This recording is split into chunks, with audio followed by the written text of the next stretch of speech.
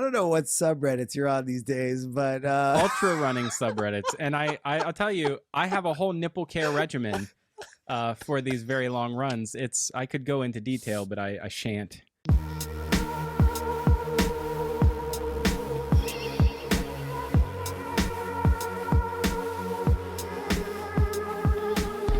dude, I'm giving myself device priority on my network. That's how much I care about this.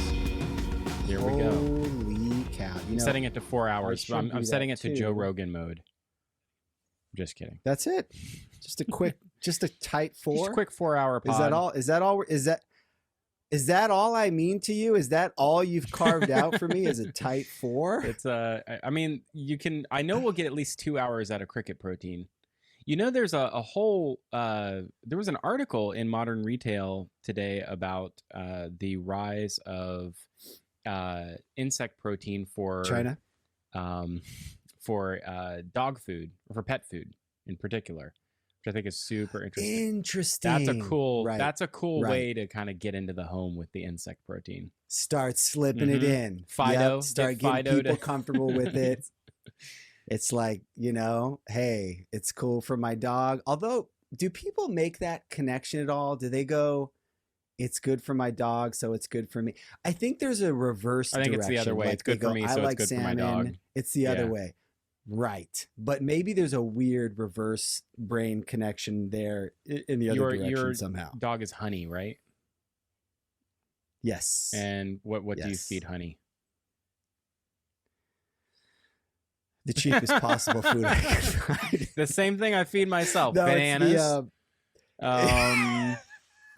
It's we're already on the bananas. It's the Purina. Oh, It's hard to believe she's still a puppy. She's still on the puppy chow. Supposedly you're supposed to give him the Purina. Say that 10 times. The Purina. Purina puppy chow. The Purina prebiotics. The pre-Madonna puppy chow. Yeah. Purina's so she's on long-time Magento, by the way. I don't know if you know that. That's really? One of the early adopters of Magento back in like 2010, maybe. Early Magento. They're like the Watsco of dog food. They're the Watsco of 2010's dog food. Show title. It's so funny because if I'm thinking back to like early Magento work that I did, we had hired a consultant from DEG. You remember Digital Evolution Group? Remember DEG? Never heard of him. Shout out. Never heard of him. Shout out to Aaron. Shout out to Aaron Sheehan. But no, now Aaron Sheehan used to be the. There's so many people that have come and gone through DEG over the years, but there's. Ben, you're thinking of Ben Roby. Ben Roby, that's the guy I'm thinking of. Thank you very much. He went on to. Have we had him on the podcast yet? Because if not, that's an absolute travesty. Let's find out. I don't know. He went on to the Grommet. I want to say that's correct. No, that's what I was going to say. It was like a marketplace that he had done. Yes, we did. He was on a Magento 2 solution specialist exam roundtable sort of a thing that we did with a few people from. Various corners of the ecosystem. I think we had someone from Quora on that show. Maybe like Caitlin from SD might have been on that show. Ben was on that show. Nice. Pretty sure. I thought you were going to say he was on the solution specialist exam. Like there was a question like, hey, what do you think of Ben Roby? Like, is he a good on guy? a scale of 1 to 10, how often would you use Ben Roby for what?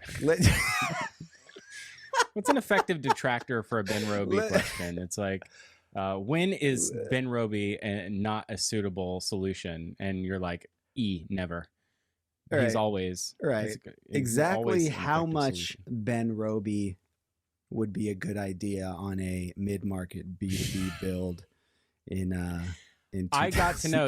So speaking of defunct, like a bygone era, early in Magento's development of their OMS, which I don't think is truly sunset publicly, but let's go ahead and just assume that it is for the sake of this discussion. And so I've heard this early in the discussion, early in the like development of like how do we build a world-class OMS, and it was full of people in the room who had never even heard of an OMS.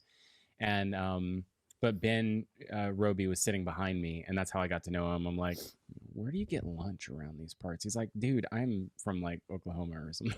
I don't know where to get lunch in LA. But he was such a great Iowa, guy. Iowa, right? Iowa, Kansas City. I want to say Des Moines. Is he remote? No, Kansas City. Why did I say Iowa? Maybe he's remote. Little known fact: there's a Kansas City in every state of the Jamie, union. pull that up I real don't think quick. that's true. Okay. Definitely not true. Kansas City, Florida. I'm from Kansas City, Florida. There's definitely a Kansas City. Where are you from? City. Kansas Florida City. Oh, I love everything. West LA. They have the best tacos in Kansas City. Oh man, how are the beaches out there? That's amazing. Oh, I'm thinking of Kansas City. By the way, Kansas City, South Dakota. That's what I was thinking of. Sorry. This is already vintage Mage Talk, which I know everybody is appreciating. It's not vintage Mage Talk in that we have found a way to make it applicable to a Magento audience. Which means we need to get back on the Cricket Pro team. It's super vintage. It's like vintage. Let me ask you a total non sequitur. Speaking of we were both going to do it. We were both going to do it. You go first.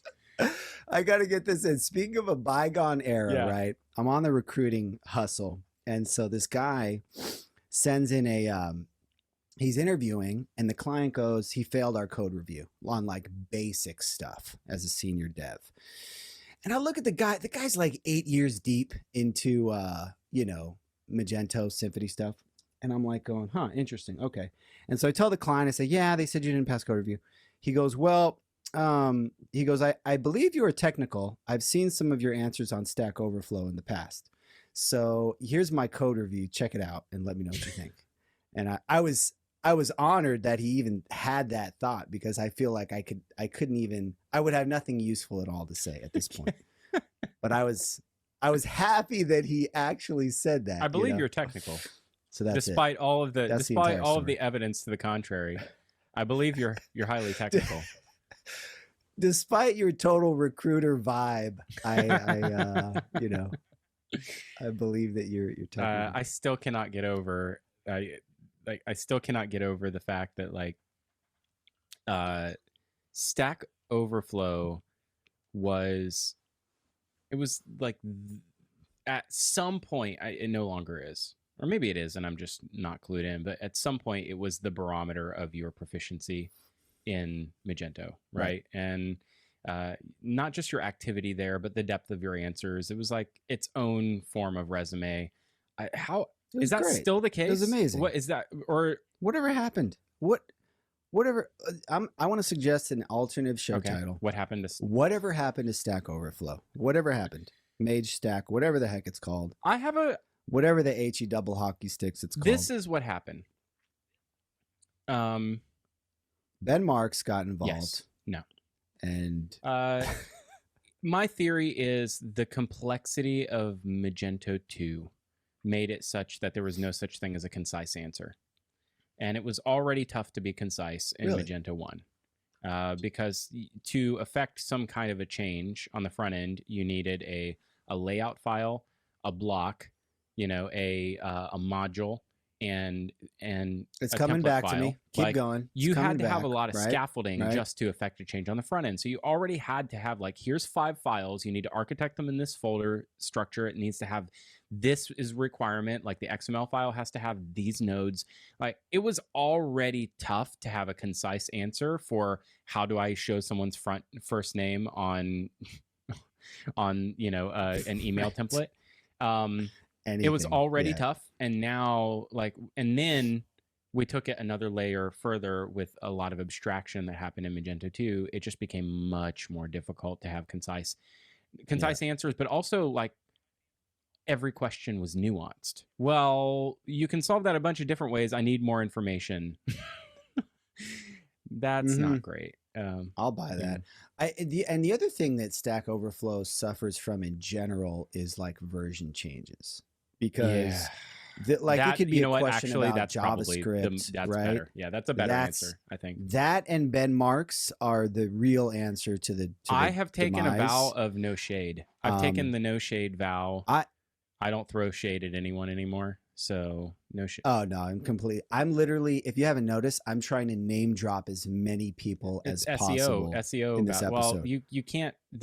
I'm It's the Ben Marks is old SEO. Now you need to go for the new SEO. You need to say Hyva or Hyva like 27 times to make this irrelevant. Hoover. There are I watched. Say it right. I watched a. Check your privilege and say it properly. I saw your. Hoover. I saw your interview with Willem. Did you? I did. I've been tracking. That's hard I've been to tracking believe. the project pretty closely. I don't buy that. I have watched at least 4 videos with Vinay on them, and he has pronounced it 3 different ways. And because of his really, yeah. Huva, because of his Germanic Hyva. ancestry. I've heard all 3. They're all acceptable. It's GIF, it's GIF. It doesn't matter. Dogs and cats sleeping together, mass hysteria. Yeah.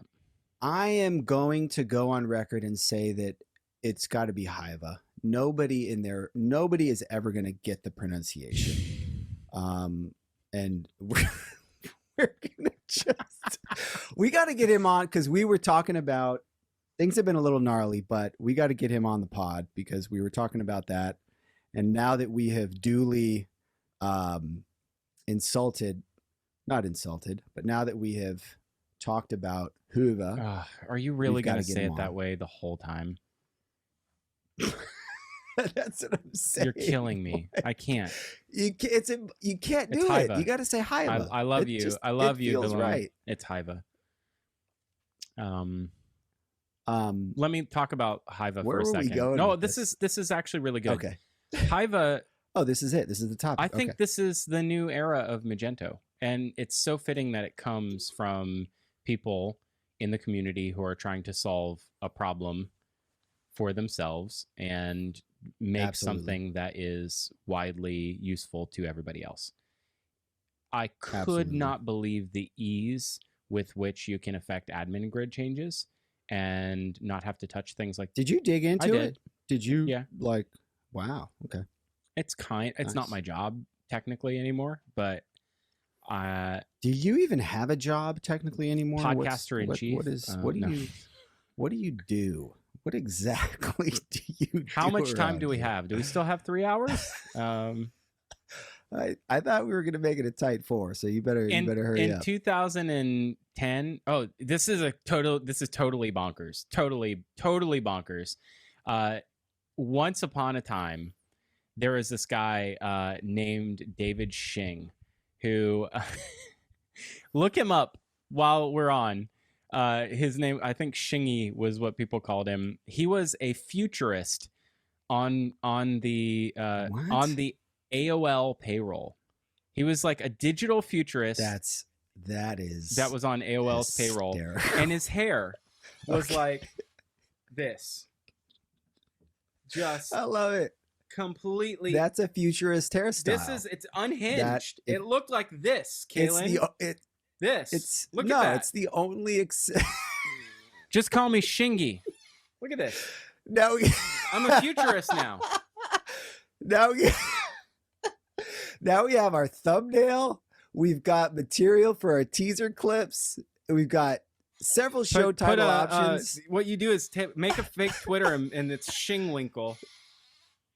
But dude, by the way, dude, you've been rock climbing. You're looking. I am looking actually powerful, like I've been. I'm doing all the things. Some additional. We'll get into some of that, but let me close the loop on. Let me close on. I would have called myself a futurist until I saw what this guy looks like. I don't have the street cred or the number of leather jackets and deep V t-shirts that is required to be called a futurist. So I would have said I'm a futurist. That doesn't really. It hurts. It hurts. My stomach hurts so bad. You need a deep V and a leather jacket. I'm on the route with the hair, but not to throw shade at that guy. I'm a no shade. Yeah. I've taken up a vow of no shade. So I don't know what I do. So what about this guy? What about him? He was like on the cover of Wired magazine, and he was like recently or no, like a decade ago. What's the rep? Like what? He was like he called himself a digital prophet. He's like I'm not kidding. You think I'm making this up? I'm serious. What made you think about this recently? You asked me what it is I do for a living, and the first thing I thought of is I know what I don't do. I'm not a digital prophet. Gotcha. I don't know specifically what I do, but I'm actually, you know what I am? I'm a digital nonprofit. That's what I am. Okay. Digital nonprofit. Okay. Yeah. I don't. You know what? I'm learning how to be in a big ginormous corporation. I've never worked for a big company, so I'm learning that. Right. And so I'm a student first right now. That's what I am. It's right. Fun stuff. It's exciting. It's very exciting. It is, I think, a little bit. You know, you were so you were talking about Hyva. You were saying that you're going to the admin. It was easy to do stuff. How the heck did we get? Completely derailed. No, it's good. So it's not really my, like, I don't really do that anymore, especially since, you know, the podcast was a great way for you and I both, I think, to keep up on like the day-to-day what's happening in Magento, and we kind of you know, pod faded a little bit, so, or a lot of it, as many things happened during the pandemic. And so I just, technically my role is to think about all of commerce and where commerce is everywhere, not just web commerce, which is traditionally what Magento's been focused on.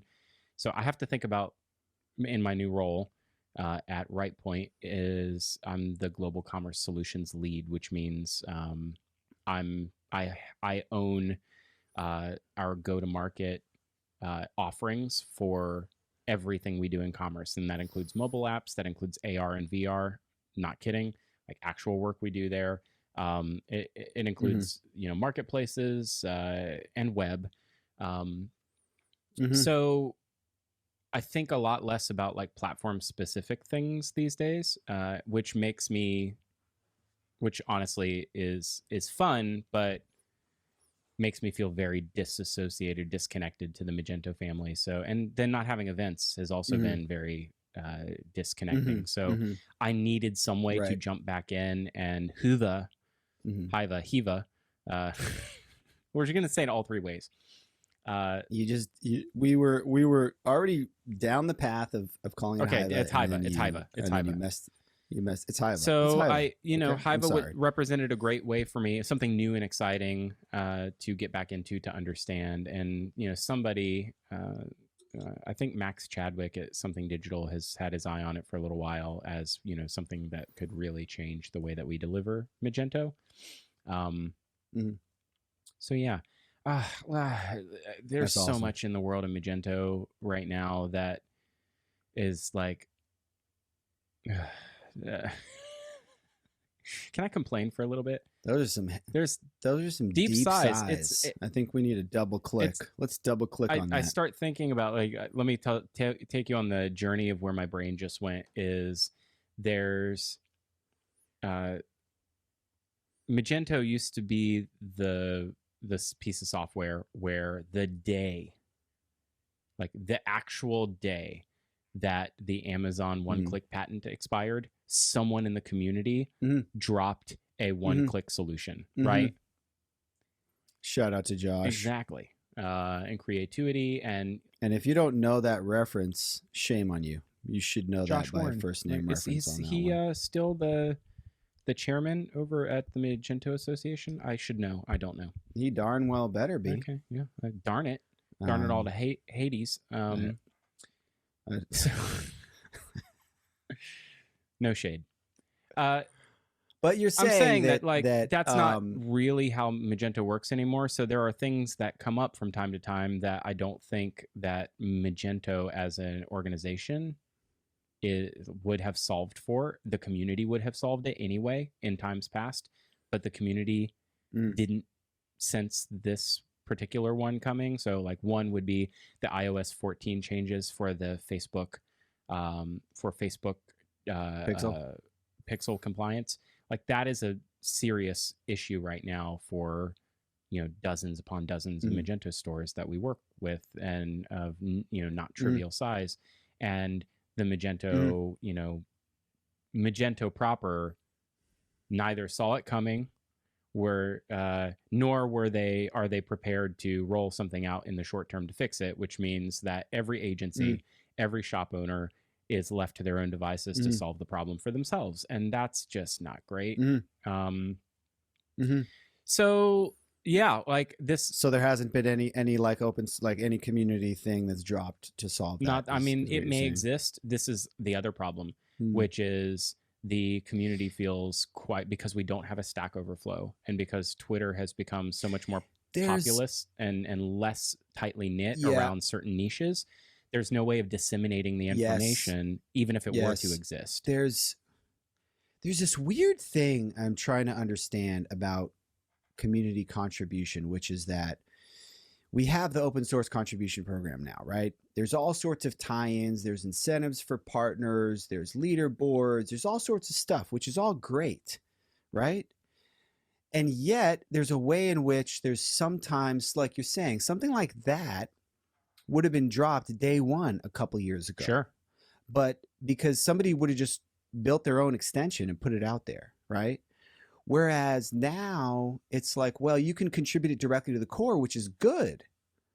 But then, take 9 months it to slows a year things. to get. It's going to take 9 months. And then nobody wants to So adopt that change because it probably has something else that's very meaningful and impactful that you need to take stock of before you roll it out. 2.4 is a great example. Which it's kind of a gargantuan change that requires way too much change management on big stores.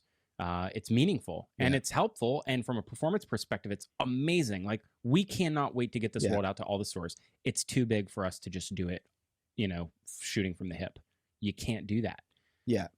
So like it's weird because rewind to when Josh dropped that one click thing a few years ago, I probably would have said, this is cool, but it would be better if this was in the core. And it would be better if there was a thing on GitHub everybody can contribute to. That's probably what I would have said. And yet fast forward now we have that, and it's like stuff is slower. It's weird.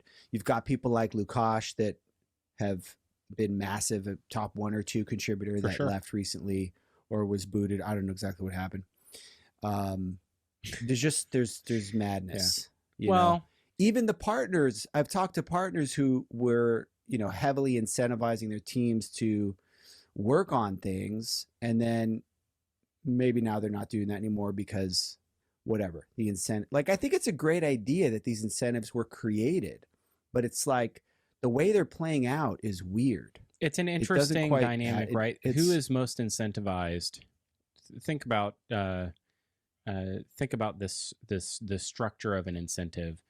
If you were already doing the work and the incentive structure favors you, then great, nothing changes for you. But the question for me around like economics, especially in the agency ecosystem, like, what are the economics of you having contributed in a impactful way?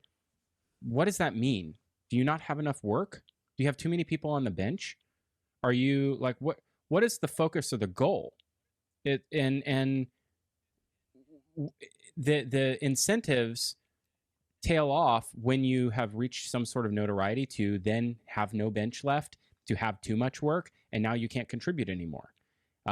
So the way you have a sustainable ecosystem is enablement that keeps more partners coming in the door, so you can sustain that over the long term, rather than have a few partners heavily incentivized, then they load themselves up with work and they can't contribute anymore. The better way is to have better enablement so that you can get partners from zero to hero quicker. And I think that Magento tried really hard to do that, but they were in the midst of an Adobe integration. Now going through an integration with a bigger company, like, that is itself its own challenge to have to overcome at the same time. Right. It's almost like things were more centralized. And previously, previously, right, things were decentralized. You want to pop out an extension, you just do it under your own namespace. It's not in the core. You put it out there, you tweet about it. Some people are interested. Cool. You get some benefit to that because people remember and talk about the fact that you did that. Yeah. Right. Now, it's like you've got these partners that have been like, all right, we're going all in on the contribution program, right? Yep. They dedicate resources. It's a marketing channel. Right? Which is great. But that's one that is universally beneficial as opposed to traditional marketing, right? Totally. Like it feeds back to the core product. So it's like a technical marketing channel. Sure. And then they build up this moat where they have all of these contributions, and then one partner rises to the top of the contributions, Atwix, Interactive 4, and then, they're kind of at the top, and then it's maybe somebody can knock them off, and then they go, and I'm just guessing, maybe they go like, wait, why are we doing this? Like, did we get the benefit we wanted? Whereas before, everything was just a little more organic, like people that did a lot of cool open source stuff. I was talking to Colin Mollenauer the other day. Oh, he did a bunch of cool, I love that man. Rita stuff. Oh, what's he doing these days? Shout out. Dude, he's building a WMS called ShipStream, warehouse management software. Yeah. So he was with a merchant. From there, they rolled out their own fulfillment service called Red Stag. From there, they built out their own WMS to power Red Stag. It's all grown out of control. ShipStream is built on M1. Oh, is this the thing that you were saying you were going to hire? This is the thing. Brilliant. I just slid it in. This is the thing. This episode is brought to you by Commerce built on better way to find Magento developer. So it basically it's on M1. It's a stripped down bare bones version of M1, basically all back-end API stuff. And it's cool, So yeah, I talked to him for the first time in probably years now, just yesterday. And gosh, remember in Austin before you moved from Kansas City, Los Angeles. Cali. Before you took the trip from Monrovia over to Round Rock, I guess is where you are. We huddled up with Colin and Fabrizio Branca and Brendan Falkowski, and I think we all crashed together in an Airbnb. Oh my gosh! In Austin, I completely forgot about that. That's right. It's such a it was like the time before time. That was pre M2 days. What a time to be alive. I could go on and on and on about how Colin is at the right place at the right time with the right software in doing the right thing to solve for a gargantuan need. I'll digress because that fulfillment is the greatest challenge that we have in e-commerce right now. And data insights and fulfillment and brands owning their own fulfillment is a huge area of innovation need, because most are outsourcing to 3PL. I guess I'm not digressing. Most are outsourcing to third-party logistics, and there will always be an artificial cap to their growth because third-party logistics are optimizing for their business and not yours. And so if you as a brand are able to run your own logistics, that's what allows you to achieve billion-dollar scale, not outsourcing to some distributed fulfillment network that allows you to fulfill on 1 or 2 day shipping, but will never give you the cost efficiency that will actually help you go beyond that. And that's if you have software that can do that, especially open source software, and you have like a model. I don't know if it's open source. Well, it's built on Magento 1. It's SaaS, right? So it's SaaS. Yeah, but it's built on Magento 1. I'm saying if you have that, not only do you have what do they say in the gold rush? It's great to be in the pickaxe and shovel business. Like everybody, whether you're successful or not, needs a pickaxe or shovel when you go hunting for gold. I was listening to I think it was one of the Beard Brand guys podcasts recently. They were talking about doing fulfillment in-house and but would you agree? I know sometimes I can be a little bit hypey, but would you agree that is probably the most interesting M1 back-end development job on the planet? I mean, aside from the MMO that someone tried to build on M1, like a video game on Magento 1 back 7 years ago. Yes, this is the second most interesting thing. See, that was 7 years ago. Well, that was 7 years ago. So this is sometimes I get a little excited, but I love it. I think that's very exciting. But going back to what we're saying, people that consider it's wild, right? Yeah, it's totally wild. I bet there's more of that exists you'd be working with Colin. Oh, sure. Yeah, that's the thing. There's so much stuff out there. But yeah, but going back, like we're saying about something different, you know, there was something more organic about the open source contribution back in the day. The incentives are good, but it's like unintended consequences of incentives. You know, we kind of see them play out, and so I don't know. I don't even remember what the larger point was there. I mean, the anymore, larger but, point is things have changed, and you know, we have very present needs. This e-commerce doesn't slow down the way that we do. This is like one of those.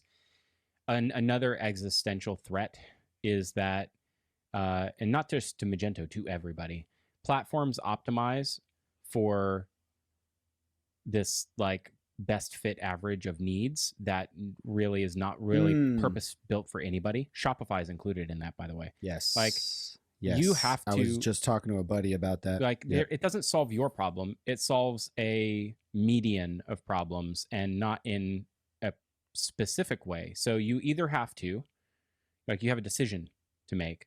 Either buy into the way that the platform is forcing you to do it, which means that everything, law of averages, everything starts to look the same, everything behaves the same, customer expectation sort of, you know, drives your, like, the platform capability and what people expect from you is kind of driven by your unwillingness to, you know, to do things differently or invest in doing things differently. That means different design, you know, different user flows. Like, there's a reason why everything kind of behaves the same way in e-commerce. It's not a rule. It just kind of happened that way. Or you decide, I'm going to spend a ton of money and I'm going to get unhinged from all the benefit of the platform, right? So I'm going to build PWA. I'm going to build Headless, and I'm taking it my own direction, because the cost benefit trade-off is I can be more successful in the long run if I have total control. But then why are you using a platform? Because the platform, you're divorcing yourself of all the benefit of the ecosystem. Now you want a plugin. Well, sorry, your custom headless Shopify thing cannot do. You can't have one-click app installs anymore. Now it requires dev work, and round and round and round and round and round we go. That's like this is like the never, because the platforms are on this 5-year trailing. They actually meet the needs of what you had 3 years ago because of the dev cycle. They don't meet the needs of the current day. So you're always going to be having to innovate. So I have this theory that like the M&A and the like consolidation in the ecosystem is going to continue, because most brands are not going to be able to break out and actually be wildly successful because of this challenge. They're not engineering teams, and they've outsourced everything, like development and all. And so I'm really interested, like the fact that Magento doesn't have the community support, or the community is not coalesced in a place where we can find out that things exist, because I'm sure this exists. Somebody solved the iOS 14 issue, but I can't find out about it. I don't know where it is. And the fact that is a problem right now. You've already unfollowed 10,000 people, so you wouldn't know even if they were tweeting about it. Are they tweeting about it? Maybe this is just a Phillip problem. I don't know. I don't know. I haven't been as active on Twitter. So I've lost a little bit of visibility into it too. But and this isn't a Magento problem. I'm saying it's an industry problem. It's an every e-commerce platform problem. Yeah. Are you dealing with Shopify subscription stuff at all? Yeah. I mean, not me. And yes. Okay. Because I've been kind of following the deal with the new APIs that they have to enable subscription purchases in their native checkout. All of the existing subscription apps run their own checkout. Correct. And so they launched the new APIs. I think people are starting to integrate with them, but I don't know how feature complete everything is. You know what I mean? How ready everything is. Yeah, I wouldn't know that deep level of information. I will say this is a wonderful, if you want to know what Shopify is going to go through, look at what happened in Magento 7 or 8 years ago, because this is the law of platforms, right? There's that the snake eats its own tail. Like platforms to evolve have to compete with their own partners that made them successful. Right. And which is the other Right. problem with platforms is the exact thing that I just said, which is it's good for competition and it's great for the businesses when there's 30 subscription apps to choose from, and it's bad when there's one, because the one is typically not going to be very good for everybody. It's going to be okay Right. for some. Right. And when you have Right. 30, they compete with each other, they make each other better, and you have a choice of which one might work better for your business. And that means less investment up front, less customization. So generally, like, this is a good sign of like the plateau of there's a plateau coming in the partner ecosystem, and specifically in Shopify, especially around subscriptions. I think it's the first of many shoes to drop on how Shopify keeps the growth going. And all those partners are going to have to go do something else now. I don't know what. Yeah, I mean, it's, it seems like they're still, they've built out some stuff into the core. They're expecting, the app ecosystem to build out some of the interfaces and some of the stuff around subscription. So they haven't completely taken it over, but it's hard to imagine they don't want to do that in the next year or two. I mean, it feels like they're. I mean, they're also now Shopify is guilty of doing the thing where they announce something and it's a year plus before it sees the light of day. Right. Whatever happened to Shopify moving real fast and stuff. But yeah, I mean, it took a while. And then again, even though it is out, I don't quite know how ready it is, how feature complete it is and everything. So that's an interesting, and then you've got all these other, e-commerce platforms that are kind of trying to, have more of like a subscription as a core functionality of their core. I'm forgetting some of the names, but I want to say like Commerce JS. There's a ton of them. There's a bunch. But, yeah, there's and to them, like Shopify is the incumbent, is just like the slow incumbent. They're like, oh, Shopify is ridiculous. Like, you got to go, it's monolithic. You got to go headless. You got to go composable. We'll see. I think those are nerdy things that that maybe will become more commonplace. I'm very interested in things like Shogun, which are profess to be some what's the word I'm looking for? Like it's a headless platform that is unopinionated about your backend. Isn't it tied to Shopify, or I thought Shopify was maybe Shogun front end? I think can do Magento as well. We've had some conversations with them. There was a business. Yeah, I heard his podcast on. Oh, go ahead. Go. No, I heard his podcast on the on Eric Banholtz's podcast as well. And what's his name? Finbar, the founder, Scottish dude, I think. And it was really cool. I didn't quite understand kind of their whole vision for it, but it's cool. I've seen a couple of the sites they've rolled out, and they have that, at least on the Shopify side, they are tied into that whole ecosystem. So I think they're building it in a way that they can have integrations with some of these other popular apps in the ecosystem. Yep. So they can, it seems like the idea is to kind of have a best of both worlds, where you've got the headless, but you've also got tie-ins to, Klaviyo and, Recharge, all the like real popular apps that some of these mid-market-ish Shopify brands are using. There's this is now well over a year ago, maybe longer. I'd have to go see what the timestamp was on this. Oh gosh, holy cow, almost 2 years ago. There was a news story about how Adobe was partnering with Amazon for fulfillment for its for Magento customers. And I only remembered this, which is now almost 2 years old, May of 2019 or April of 2019 now. I only remembered it because there was a news story today, just before we started recording, on Business Wire, about how Adobe is collaborating with EasyShip for fulfillment. And it just strikes me as they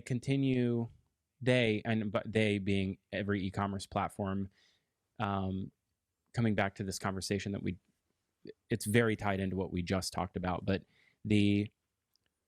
this problem that exists in e-commerce of just getting products to customers, and the way that we solve that is, well, there's a ton of 3PLs, there's a ton of shipping solutions, fewer today than there used to be, but like, just like label printing software or rate calculation or vendor selection, bidding, that sort of thing.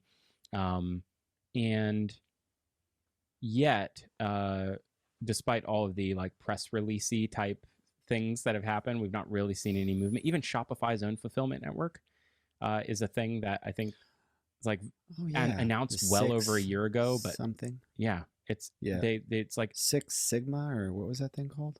Six Sigma is the thing they acquired. Not Six Sigma. Is a certification. Six Rivers, something like that. Rivers. Didn't they acquire? All right, I'm lost. I think it's just called Shopify Fulfillment Service. I don't know what they. Oh. I don't know what they did to acquire. Oh, okay. But what were you saying? They're having issues, or they're? No, I'm saying this stuff is either extremely hard. It has to be one of a few things. Either this stuff is really hard to do, and press releases precede 2 years of work before we actually see any benefit out of it, or surprise, most everybody has found a way to solve this for themselves already, and there is really no demand. It's like a solution in search of a problem. It's probably a little bit of both, but that concept, fulfillment, man, that concept is kind of like found everywhere. It's found in engineering, which is what I was coming back to with the front end in PWA. It's like, it's a solution in search of a problem. The biggest problem that we have right now, I mean, you could say it's site speed. I mean, Hyva seems to solve that without having to be headless, without having to be PWA. There has been a simpler way right in front of us. It just took some smart people to engineer things for dumb people to make it happen. Because I'm not a smart person, and I get frustrated working in Magento 2 because I don't want to have to think and be brilliant all the time. I just want something that's like fun and easy to use and get work done. It's exhausting being so brilliant all the time. That's the problem, is I'm not. So it's like, absolutely. Yeah. I made this joke, this like meme that was like, to use Magento 2, you have to be smart and patient. And I am neither of those things. So it's like, that's why Magento 1 was really good for me, is like, I wasn't so smart and I wasn't so patient. But I was just patient enough to make Magento 1 like really work for me. Yeah. Anyway. Man, I haven't been into Magento, like even a back end, in a long time. It's been a while. It's been a little while. What is Commerce Hero running on these days? Laravel? Airtable. Yes. It's nuts, dude. I sort of recently started over with my database. I've been doing a bit of a more manual approach, because I always run into this thing where I hit a bottleneck on the platform. Like, there's certain things I need to do and I don't get to them. Technical debt builds up. Yeah. I'm good at getting it to the MVP stage. The ongoing maintenance and dealing with technical debt, I'm not good at. So then it ultimately stalls me from making the matches and stuff like that. And so anyway, I've just been doing a bunch of manual outreach and stuff in Airtable. People don't like, all that people care about is the match is good. That's right. It's a good client. Yeah. It's a good, they could care less if you have a cool website or if they get an email, they could care less. So, and I'm like, that's really what matters. And so I've just been going gangbusters on that. But dude, that's great. Airtable is great. That's so cool. Yeah. And then I've been doing a ton of LinkedIn outreach, which I haven't done for, I don't know, gosh, maybe a year or two. But I really like it. It's so bizarre, but I don't know. I just like connecting with people, messaging, sometimes I'll get on phone calls, and I've been just like more active. That's so cool.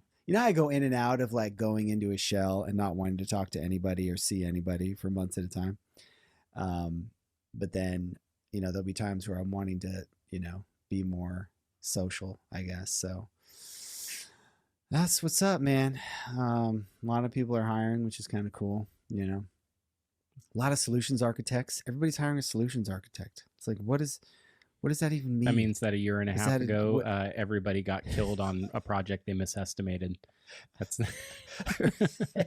that's what that means. It's probably the same project. It's all the same project. It is. It's the same project, creating this wave of demand for solutions architects. It's so fun. Like at one point That's in time, hysterical. every single person in the Magento ecosystem claimed that they worked on, I don't know, skinny ties or what was one of those like projects that everybody had a bite of. I can't remember them, but those have come and gone in the ecosystem in a big way for sure. Yeah, we've got some cool stuff that we've done, yeah. but the projects in Magento are complex. That's why they choose Magento, right? So there's no easy Magento project or a run-of-the-mill project anymore. Our accelerators are more for like starting point on which to build more complex things, less than just quick to market. And that means that we need better. We have to have more architects, more business analysts, more people that understand like the business requirement and how to build technically to fulfill the business requirement and link those two things together. Yep. Yep. That's it.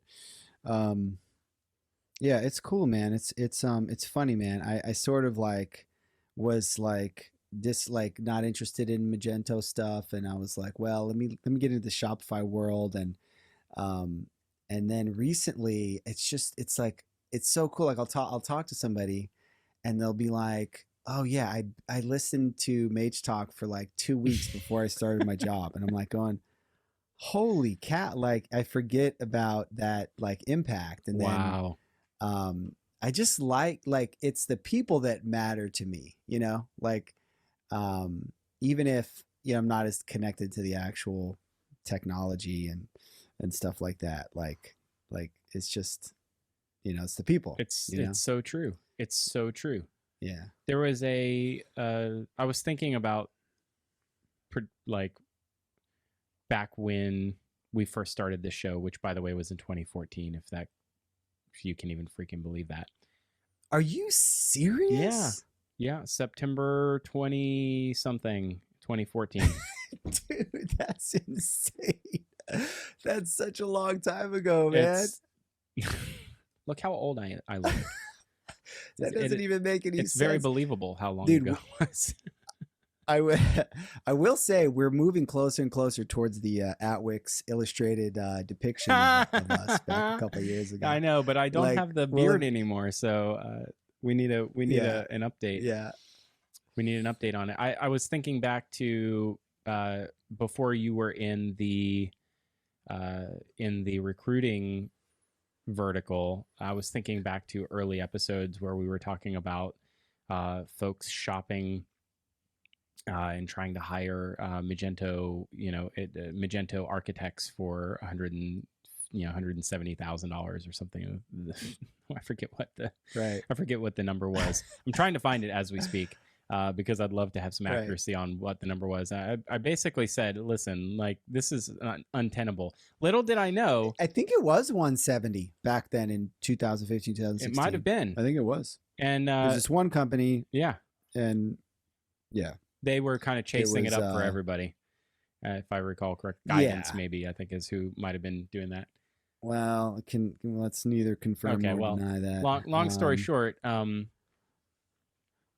mean, I took a call from Guidance in 2014. I'm like, yeah, oh, you're paying $170,000. Oh, let's have that conversation. Call me. It's interesting to see that has held steady or maybe drawn down just a little bit. Hasn't really busted out to the like 220s, 240s. You see an AWS architect and it's pushing $250,000, $300,000. Right. Right. Dude, I still am talking to people that are looking 170, 180, and I'm having a hard time with those. I think they're out there. They don't really come to me quite as much, I guess. But yeah, it's weird. Stop it's like calling that. them out on Twitter for not paying you, and maybe they come back to you faster. I've wanted to do that I'm like sure 3 you times have. recently. Yeah. And You don't get credit for not actually, doing it, though. That's the that's the thing. You're like, I get if you only no knew how credit for often that happened, Philip, you would give me more credit. Yeah. I find that funny, though, is that the if you were to pair wage growth in solution expertise on Magento as a platform, and you put that against median household income and inflation, it's not favorable because there's more jobs, but they're not growing. Like the salary expectation isn't growing over time. I sort of did. Well, what I see is that cap has kind of remained the same. But I've seen a ton of people move up through the ranks from a 50, 60, 70 to an 80 or 90 to a 120, 130 to a 150. Yeah, but you just asked why people leave the ecosystem, and that is one factor, right? How do you grow up out of it? Is what's the next step? You're there 3 or 4 years. Like, how are you going to get beyond that? And, at least I have no idea what Fabrizio makes, but like his career arc was, well, I'm going to get into AWS solution engineering because that's the next step, right? AWS is wild. Yeah. I've started doing a little bit of outreach just recently for a DevOps role, and Azure is another. It's interesting because Azure is becoming much more favorable, especially those who are looking to not put their money, into into a $2 trillion. It's funny, company. like, it's like I'm trying to wrap my head around this role, right? Because you're getting paid like top dollar, full time to do DevOps. I'm like, what are you doing with all that time? Like, shouldn't you be setting up infrastructure? Like if you're in house with like you set it up, slinging cables, tweak it, you tune it, sling some cables, right? You set up your changing some SCSI drives, auto deploys. Yep. You set up your auto deploys. You get fancy. You set up a self-healing mechanism. You set up your whatever stuff, and then like what are you doing all day? I don't know. I just don't understand the role that trading GameStop on Robinhood probably. I mean, do you know any of these DevOps architects? What do they do all day? Like, if you're a developer, you're coding. We have DevOps. Like, are you architects. DevOpsing all day? We have DevOps. Are they DevOpsing all day? DevOps like, all day, every like, day. They've all day, every day. They've got command lines. What are going. they doing? They've got dashboards. They got like 7. They look like day traders. They got like 17 like dashboards. Now, if you're in an agency, I get it because you're doing stuff for different clients. I could see how you could be. Well, break it down a little bit. This is a good example. Let's use Amazon as the example. To a consumer, you go on Amazon, you find something that you wanted, right? You put it in your cart, you check out, and you're done, and then it arrives at your house. What you don't realize is you just touched 27 different products at Amazon that are all independently managed and deployed. Search is its own product. Merchandising is its own product. Pricing and availability is its own product. Logistics and like marketplace and like live bidding to see who gets the buy box is its own product. Checkout is its own product. Payments is its own product, right? Yep. All of those things are their own products with their own infrastructure that all work in concert together. And in the biggest Magento deployments that we work on, they have product managers. They only think about search. And there's a product manager that only thinks about merchandising. Right. A product manager that only thinks about dropship vendors and how they're merchandised into the catalog and the rule set around which, personalization rule, bubbles which one to the top under which circumstances. Very like customer segmentation, loyalty, transactional, like lifecycle email. All of those things are their own product that have teams around it. Now, they may not, because of the nature of Magento, they're not deploying things independently to each other, but it still requires a lot of orchestration. So DevOps, they got stuff to do, right?